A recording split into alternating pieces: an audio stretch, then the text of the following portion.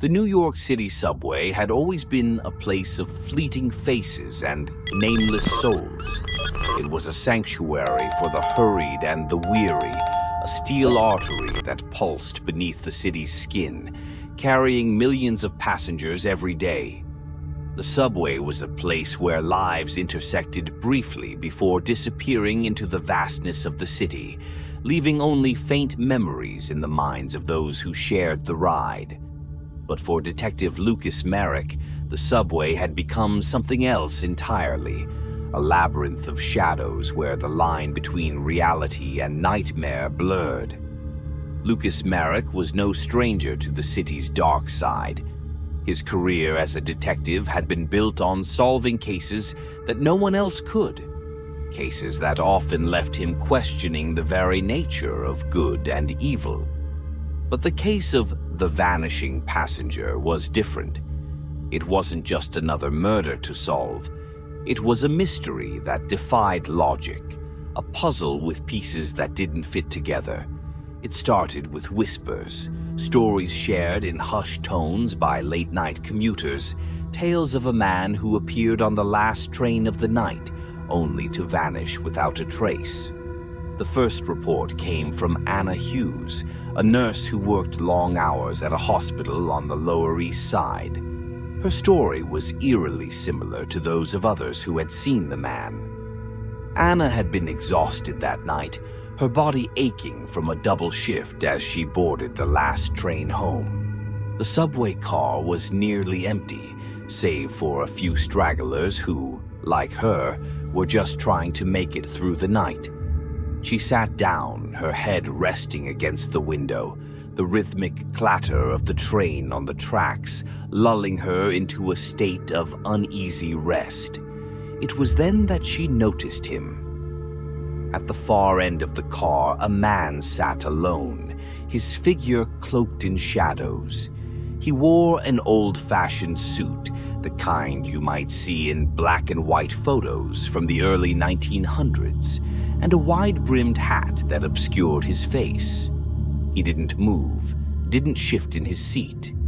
He was perfectly still, as if frozen in time. Anna couldn't explain why, but the sight of him sent a shiver down her spine. There was something wrong, something deeply unsettling about the way he just sat there, as if he were waiting for something or someone. The train lurched as it entered a tunnel, and the lights flickered. For a brief moment, the car was plunged into darkness, and when the lights came back on, the man was gone. The seat where he had been sitting was empty, the shadows receding into the corners of the car. Anna's heart raced as she scanned the car, but there was no sign of him.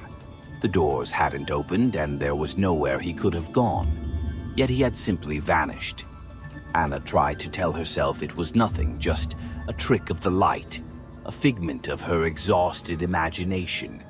But the feeling of dread lingered long after she stepped off the train. As she walked through the station, the hairs on the back of her neck stood on end, and she couldn't shake the feeling that she was being watched. She quickened her pace, her footsteps echoing off the tiled walls, but the sense of unease only grew stronger.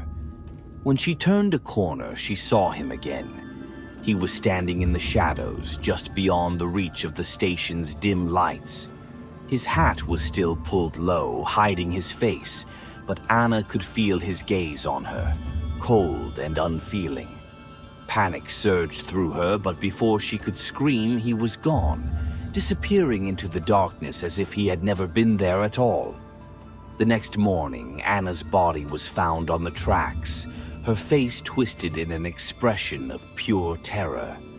The police ruled it a suicide, another unfortunate statistic in a city that never sleeps. But Lucas Merrick knew better. He had seen enough in his years as a detective to recognize when something didn't add up. The marks on her neck, the fear frozen in her wide, unseeing eyes. This was no suicide. This was something far worse. Lucas had heard the stories of the passenger before, but he had always dismissed them as urban legends, tales born from the fear and loneliness that often accompanied the last train of the night. But as the reports of similar incidents began to pile up, he could no longer ignore the pattern. Each victim had seen the same man, described him in the same way, dressed in outdated clothes, his face hidden beneath a wide-brimmed hat, always disappearing just as suddenly as he had appeared. The deeper Lucas dug, the more he began to see a connection, a thread that linked each of these tragic deaths to something much darker. The legend of the passenger wasn't just a story. It was a ghost that had haunted the subway for decades, a killer who preyed on the vulnerable, dragging them into the shadows from which they never returned. As the city continued to churn above ground, oblivious to the horrors lurking beneath, Lucas made it his mission to uncover the truth. He spent countless nights riding the subway, his eyes scanning the faces of the passengers, searching for any sign of the man who had become a phantom in the minds of those who had survived his encounter. But the passenger was elusive, always one step ahead, slipping through Lucas's grasp like smoke through a clenched fist.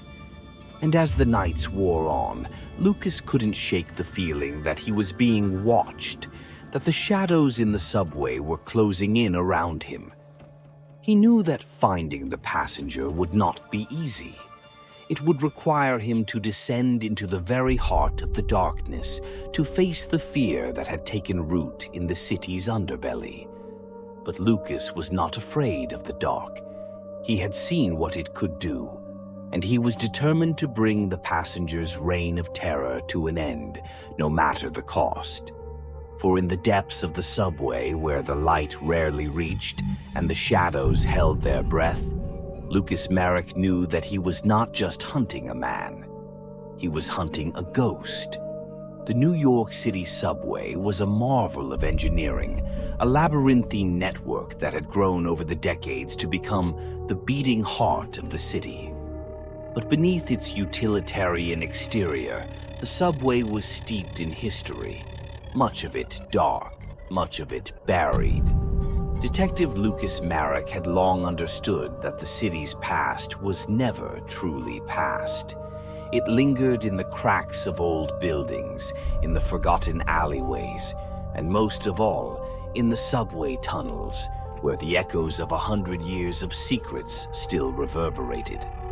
As Lucas delved deeper into the case of the passenger, he found himself drawn into that history, compelled to uncover the truth behind the specter that had haunted the subway for decades.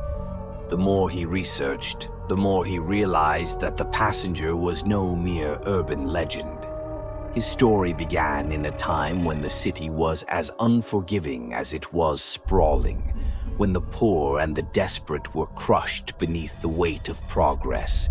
The name Alistair Kane kept coming up in old police records and yellowed newspaper clippings. A notorious criminal in the early 1900s, Kane had been a man of many faces, literally. He was a master of disguise, a chameleon who moved through the city's underbelly without leaving a trace.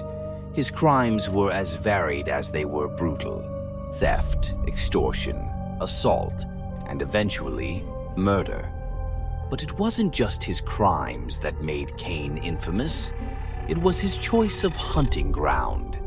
Kane had an affinity for the subway, which at that time was still in its infancy. The tunnels were newly carved out of the earth and the stations were modern marvels, though they often stood eerily empty late at night. Kane saw the potential in these shadowy corridors. He understood that the subway was a place where people disappeared into the darkness, and if you knew where to look, it was a place where you could make sure they never came out. He stalked the tunnels like a predator, choosing his victims with care. Those who were alone, those who seemed out of place or lost in the anonymity of the city. His method was chilling in its simplicity. He would follow his target onto a late-night train, sitting at the far end of the car, just as the passenger would do years later. Kane would bide his time waiting for the perfect moment, and when the train was at its most isolated, he would strike, pulling his victim into the shadows, where their cries for help would be swallowed by the roar of the subway. The newspapers dubbed him the Phantom of the Subway, a moniker that only added to his legend. For nearly a decade, Kane eluded capture, his crimes growing more heinous with each passing year. The city's police force was baffled by his ability to disappear, by his seeming omnipresence in the tunnels beneath the city. Rumors spread that Kane was more than just a man, that he was a demon, a creature of the night who could vanish at will. But every reign of terror eventually comes to an end, and Kane's was no exception. In 1913, after years of fear and speculation, the police finally caught up with him. A tip from a former associate led them to an abandoned station deep in the heart of the subway system, a station that had never officially opened, yet had somehow become Kane's lair.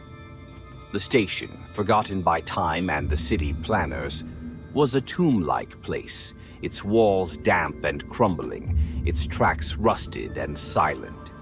It was here that the police cornered Kane. Knowing that there was no way out, Kane fought with a ferocity that shocked even the hardened officers who had pursued him. But in the end, he was overpowered, his escape cut off by the very tracks he had once used to carry out his crimes. Desperate, he made a final mad dash across the platform, only to be struck by an oncoming train.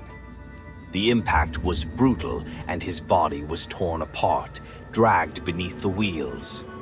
The case was closed, and the city breathed a sigh of relief. The newspapers hailed the death of Alistair Kane as the end of an era of terror. But the truth, as Lucas was beginning to understand, was far more complex. For not long after Kane's death, strange things began to happen in the subway. Passengers reported seeing a man who fit Kane's description, dressed in an old-fashioned suit, his face obscured by a wide-brimmed hat. These sightings were dismissed at first as nothing more than the imaginings of a city still haunted by recent trauma. But when people started to die, found on the tracks with their faces twisted in horror, the stories took on a life of their own. The legend of the passenger was born, and it was clear to Lucas that it was not just a story to frighten late-night commuters. The parallels between Kane's crimes and the recent deaths were too strong to ignore. The method, the victims, the eerie vanishing act, it all pointed to something much darker than a ghost story. Lucas had seen enough in his time as a detective to know that evil has a way of lingering, of festering in places where it once thrived. The more Lucas learned about Kane, the more he became convinced that his death had not been the end of his story. Kane had been a man of relentless evil, and that kind of malevolence didn't just disappear. It found a way to endure, to manifest in the very place where it had been born. As Lucas pored over old files and transcripts, he discovered a chilling detail. Just before Kane was hit by the train, witnesses claimed to have heard him laughing. It wasn't a laugh of desperation or madness, but one of triumph, as if Kane knew something that no one else did. It was a detail that had been overlooked at the time, but now, in light of the recent events, it took on a new, terrifying significance. Could it be that Kane had somehow survived, not in body but in spirit? Could his essence have been absorbed by the very tunnels he had once prowled, turning him into a force that could never truly be stopped? The idea seemed outlandish, but Lucas had seen enough to know that sometimes the most outlandish theories held a kernel of truth. The abandoned station where Kane had met his end was now sealed off, forgotten by all but the most dedicated urban explorers and the homeless who occasionally sought refuge in its depths. But as Lucas stared at the map of the subway system spread out before him, he couldn't help but notice how many of the recent deaths had occurred near that very location. It was as if something or someone was drawing people back to the place where Kane's life had been violently cut short. Lucas knew what he had to do. If he was going to put an end to the passenger's reign of terror, he would need to confront the source of the darkness. The answers he sought lay in that forgotten station, buried beneath layers of time and concrete, waiting for someone brave or foolish enough to uncover them. But as he prepared for the journey into the depths of the subway, a nagging doubt gnawed at the back of his mind. What if Kane's death had not been an end, but a beginning? What if, in dying, Kane had become something more powerful, more terrifying than he ever was in life? The thought chilled Lucas to the core, but he pushed it aside. He couldn't afford to let fear control him. Not now. There were too many unanswered questions, too many lives at stake. The city needed him to be strong, to be relentless, just as Kane had been.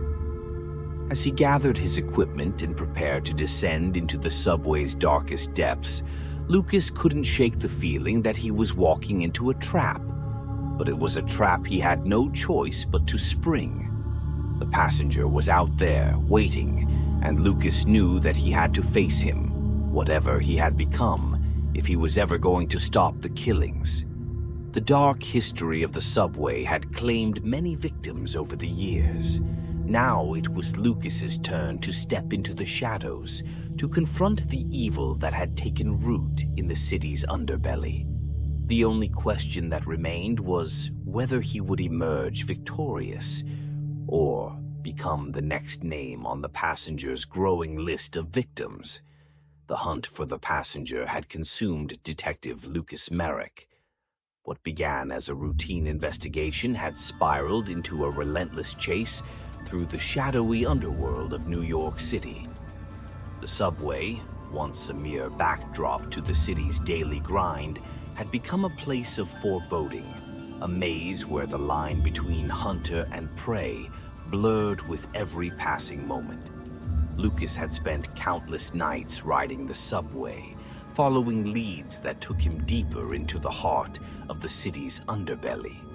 Each sighting, each new report of an unexplained death, drew him further into the web of fear and darkness that the passenger had woven. The case was more than just a job now. It was an obsession. Lucas couldn't shake the feeling that the passenger was watching him, leading him on a twisted game of cat and mouse. He had pored over old police reports, re-examined the crime scenes, and interviewed every witness who had claimed to see the mysterious figure. The details were always the same: the wide-brimmed hat, the old-fashioned suit, the way he appeared and disappeared without a trace. But beyond the physical descriptions, there was something else, a feeling that each witness described, a cold, overwhelming sense of dread that seeped into the bones and left them paralyzed with fear. Lucas knew that the passenger was more than just a ghost or a figment of the imagination. He was real as the bodies that kept turning up on the tracks. And he was playing a game that Lucas had no choice but to play along with. "Look at me," Lucas demanded, his voice rising. "I said look at me." The passenger's head tilted slightly, and Lucas caught a glimpse of something beneath the brim of the hat. Eyes that were not human, hollow voids that seemed to swallow the light around them. And then, with a speed that defied logic, the passenger vanished. The seat was empty again, the air heavy with the stench of decay. Lucas's heart pounded in his chest, his mind racing. He spun around, searching for any sign of the passenger, but the car was empty, as if the man had never been there at all. But Lucas knew better. The passenger was still there, lurking just beyond the edge of sight, waiting. He could feel it, the oppressive presence that had settled over the car like a shroud. It was a game, and Lucas was the prey. The train screeched to a halt at the next station, the doors sliding open with a metallic groan. Lucas stepped off, his legs unsteady, his mind reeling from the encounter. The platform was deserted, the silence broken only by the distant hum of the city above. He leaned against a pillar, trying to calm his racing heart. But there was no time to rest, no time to regroup. The passenger had made his move, and Lucas knew that the game was far from over. The sightings, the deaths, they weren't random. They were a pattern, a path that was leading Lucas somewhere. Somewhere deep in the heart of the subway, where the shadows were darkest, and the line between the living and the dead was at its thinnest. Lucas straightened, determination hardening in his chest. He wouldn't let fear control him. He had come too far, seen too much. The passenger might be playing a game, but Lucas was going to change the rules. He would find the passenger, and he would put an end to the killings, whatever it took. With renewed resolve, Lucas headed back down the stairs, back into the darkness. The game of cat and mouse was about to reach its climax, and Lucas was ready to face whatever horrors awaited him in the shadows. But deep down, he couldn't shake the feeling that he was walking into a trap, one that had been set long before he ever boarded that first train. The passenger was not just a killer, he was something more. A force of darkness that had been waiting for someone like Lucas, someone who was willing to chase him into the abyss. And now, as the subway swallowed him up once more, Lucas realized that he might not be the hunter after all. He might be the prey. The subway station lay in a deep, forgotten corner of the city, a place lost to time and memory. The walls were cracked, covered in layers of grime and graffiti, and the air was thick with the smell of rust and decay. The echoes of the past lingered here, trapped in the damp, crumbling concrete. Detective Lucas Merrick stood on the platform, staring into the darkness that stretched beyond the tracks. This was the end of the line, both literally and figuratively. This was where it would all end. Lucas had spent weeks chasing a ghost through the tunnels of New York City, but tonight he was done running. The passenger had lured him here, to this abandoned station where the veil between the living and the dead was at its thinnest. The station where Alistair Kane, the man who had become the passenger, had met his violent end over a century ago. Lucas knew that this was no accident. Kane had been leading him here all along, drawing him deeper into the darkness, into the very heart of the subway's buried history. He tightened his grip on the silver cross he had brought with him, its cold metal a small comfort against the chill that hung in the air. The cross had been his last hope, a relic from the subway's construction days, blessed by a priest who had whispered prayers in a language older than the city itself.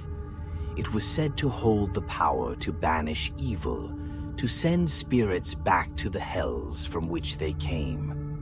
Lucas prayed that it would be enough. The station was silent, save for the distant hum of the city far above. But Lucas knew he wasn't alone. He could feel the passenger's presence, lurking just beyond the edge of the light, waiting. The darkness felt alive, as if it was watching him, anticipating his next move. The fear that had gnawed at him for weeks now tightened its grip, but Lucas forced it down. He couldn't afford to be afraid. Not now. One night, after another fruitless day of chasing leads that led nowhere, Lucas found himself back on the subway. It was the last train of the night, and the car was nearly empty. He sat at the front, his back to the door, eyes scanning the dimly lit car. He had ridden this line dozens of times, but tonight something felt different. Off. The air was thick with tension, the kind that makes the hairs on the back of your neck stand up. The train lurched forward, and Lucas felt the familiar rhythm of the tracks beneath him. His thoughts were a jumble, replaying the events of the past few weeks, trying to piece together the puzzle that was the passenger. But no matter how many times he went over the facts, the picture remained incomplete. As the train sped through the tunnels, Lucas noticed something out of the corner of his eye, a flicker of movement in the reflection of the window. He turned his head, heart pounding, but saw nothing. Just the empty seats, bathed in the sickly yellow light of the overhead lamps. He exhaled slowly, trying to calm the unease gnawing at him. He was tired, that was all. Exhaustion was playing tricks on his mind. But then it happened again. This time, a shadow at the far end of the car. Lucas's grip on his flashlight tightened. He wasn't alone. The train slowed as it approached the next station, the lights flickering briefly as it entered the tunnel. Lucas strained his eyes, focusing on the end of the car, where the shadow had been. The doors hissed open, and a gust of cold air swept through the car, carrying with it the faint smell of something rotten, something decayed. No one boarded the train, and after a few seconds, the doors slid shut again. Lucas felt a chill run down his spine. He had been in enough dangerous situations to recognize the signs. His instincts were screaming at him that something was wrong, that he was being watched.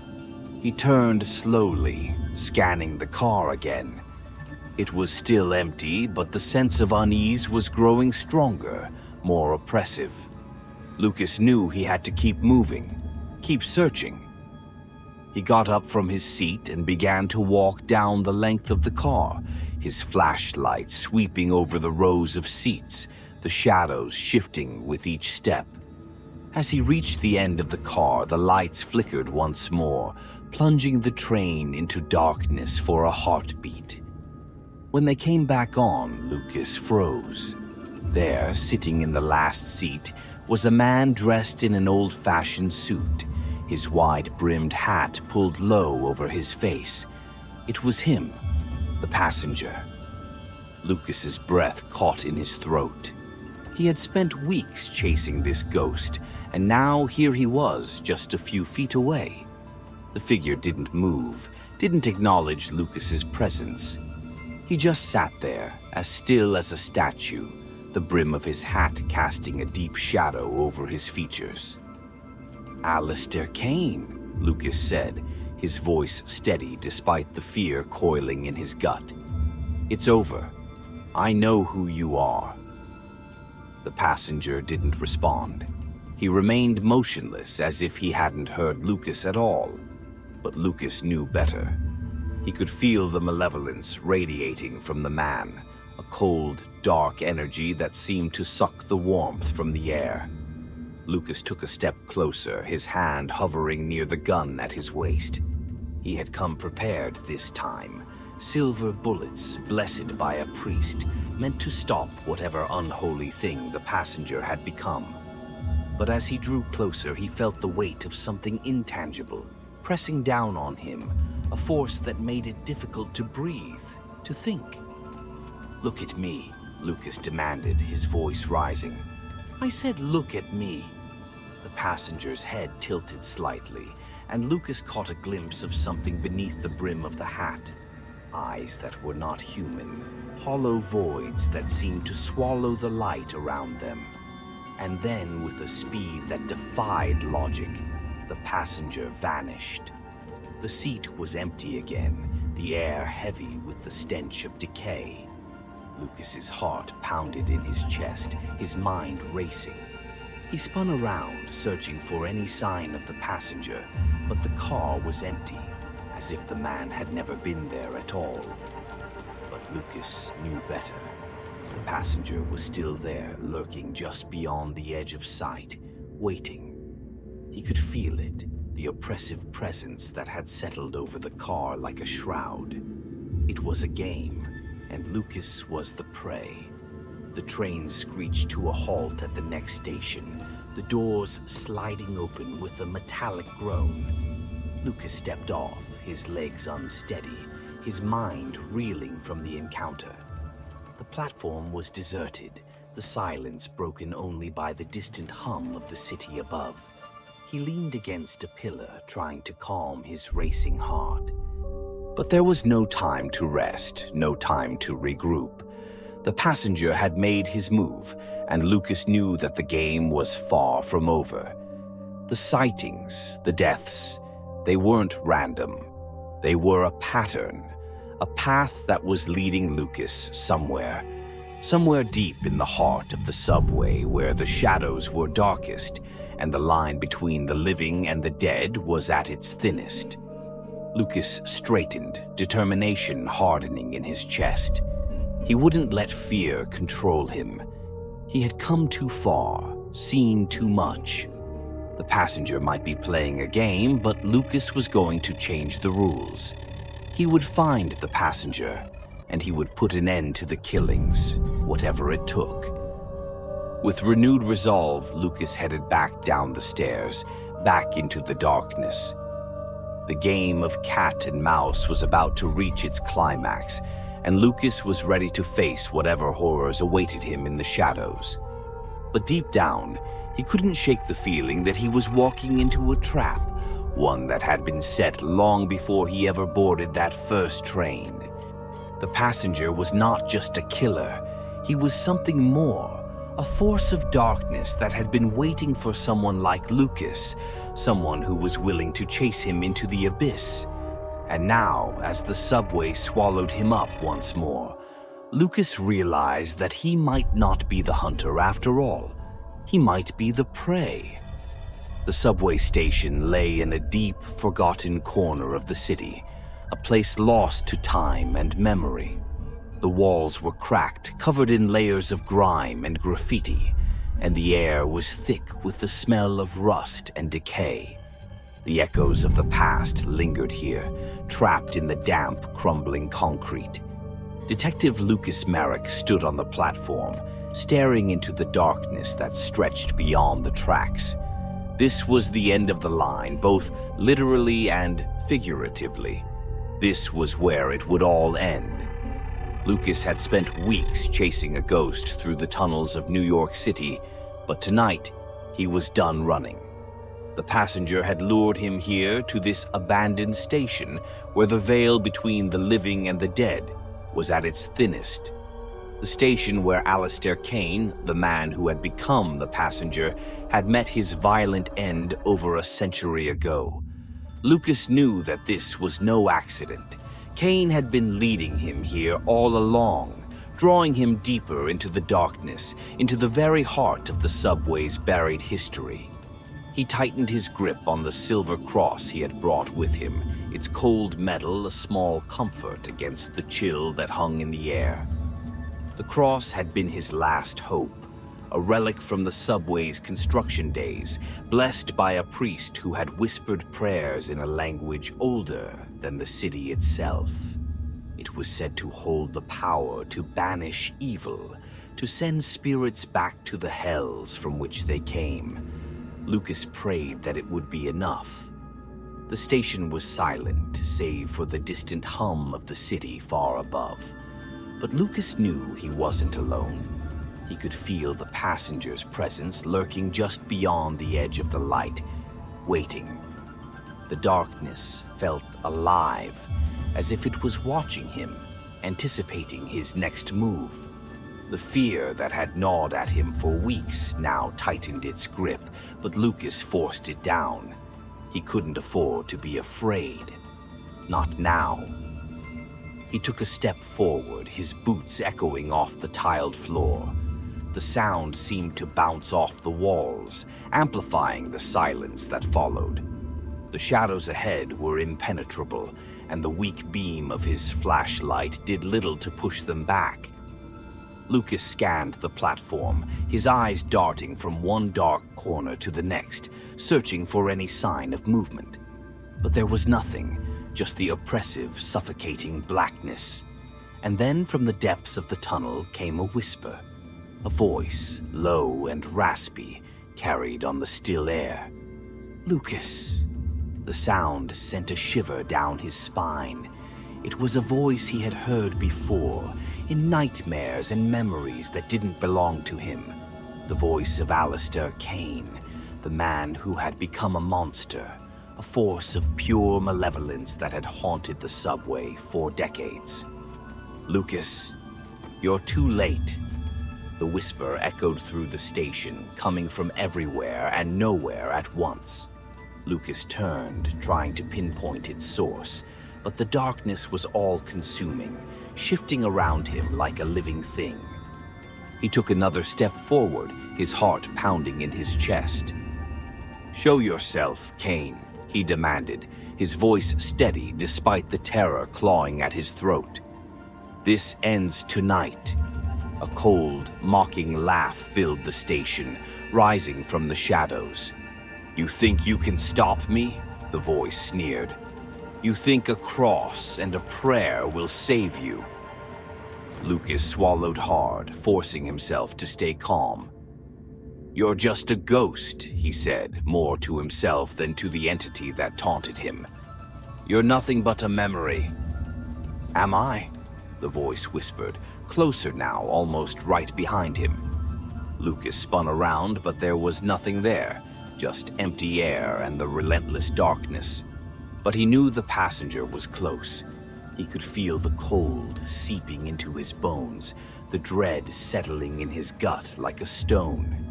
"You were a man once, Kane," Lucas continued, his voice stronger now. "But now you're nothing. You're just a shadow, a stain on this city. And tonight I'm going to wipe you out." Another laugh echoed through the station, but this time it was different. More sinister, more confident. "You've already lost, Lucas. You just don't know it yet." The lights above flickered, casting the station in a strobe of shadow and light. And then, without warning, they went out completely, plunging Lucas into total darkness. His breath caught in his throat, his pulse racing as he fumbled for his flashlight.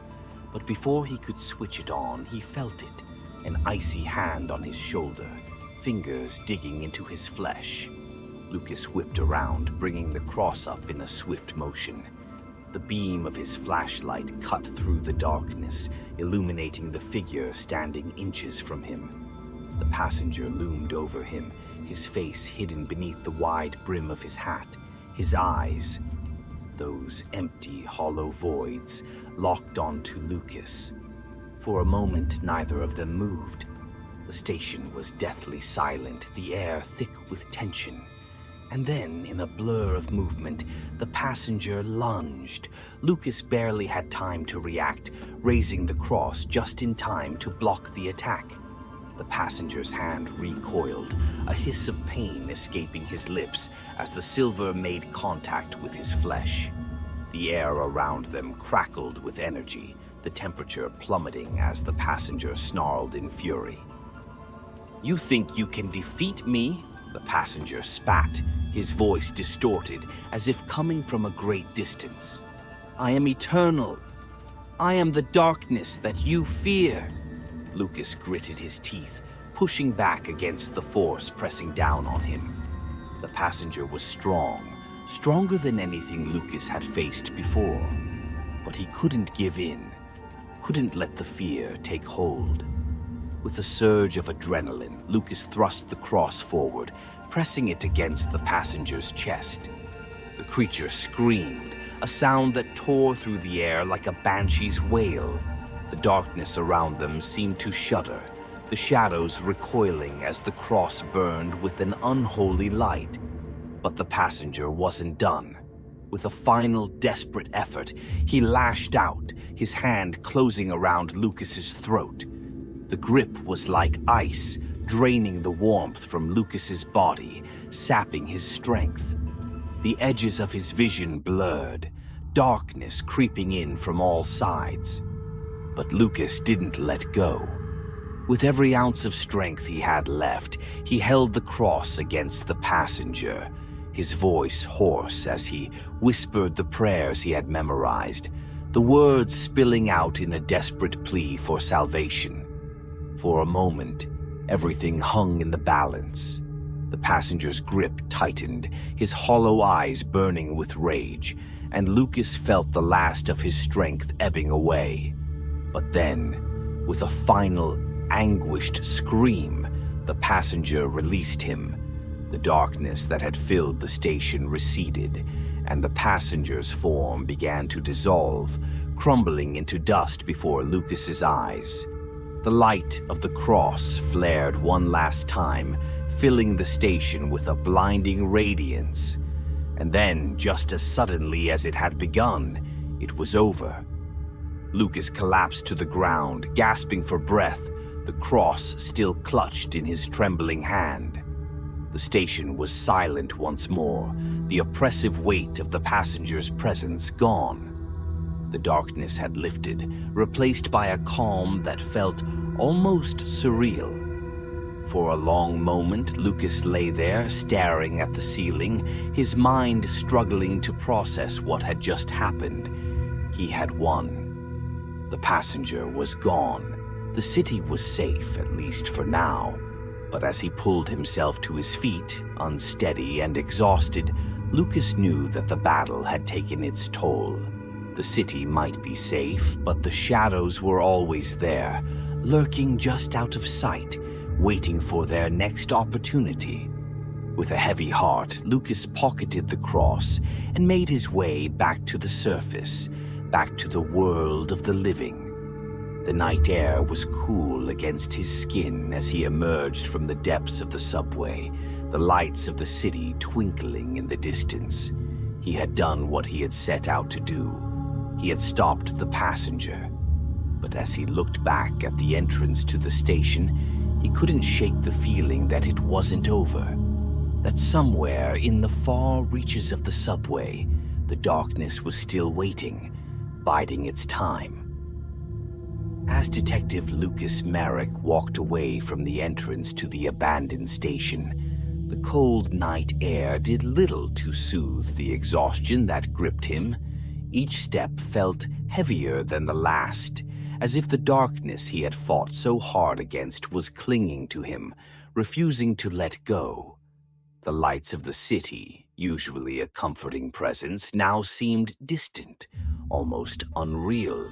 A world removed from the horrors that lurked beneath.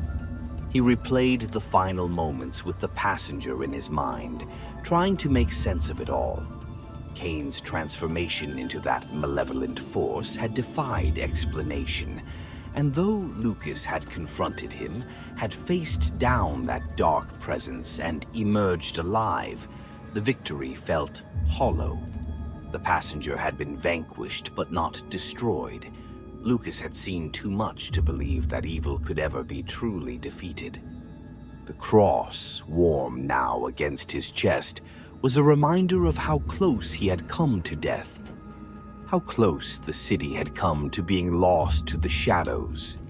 He could still feel the cold grip of the passenger's hand on his throat, the weight of those hollow eyes boring into him. Lucas had been prepared to die in that forgotten station, but somehow he had survived. Yet survival felt like a temporary reprieve, a stay of execution rather than a triumph. As he reached the street level, the city was just beginning to stir, the early morning hours bringing with them the hum of traffic and the distant sounds of life resuming its relentless pace. People hurried by, oblivious to the battle that had raged just beneath their feet. The world was waking up, unaware that for a moment it had teetered on the brink of something unimaginable. Lucas leaned against a lamppost, taking a deep breath as he tried to shake off the lingering dread. He had done what he could, but he knew the scars of this night would stay with him. The subway had been a place of darkness, and he had walked through it, seen its true face. There would be no going back to normal, no pretending that life could just go on as before. The streets were still quiet, the sky above tinged with the first hints of dawn. It was a new day, but Lucas couldn't bring himself to feel any sense of relief. The world had been saved, but at what cost? The passenger was gone, but the city had lost something in the process, its innocence, its sense of safety. And so had Lucas. With one last look at the station, Lucas turned and walked away, leaving the darkness behind him. But he knew it was only a matter of time before it caught up with him again. The shadows were always there, lurking just out of sight, waiting for the moment when the light would falter, when the city's defenses would crumble. And when that day came, Lucas Merrick would be ready, because he had seen the face of true evil, and he knew that as long as he was alive, as long as there was breath in his body, he would fight to keep it at bay. But for now, all he could do was walk into the dawn, hoping that the light would be enough to keep the darkness at bay, if only for a little while longer.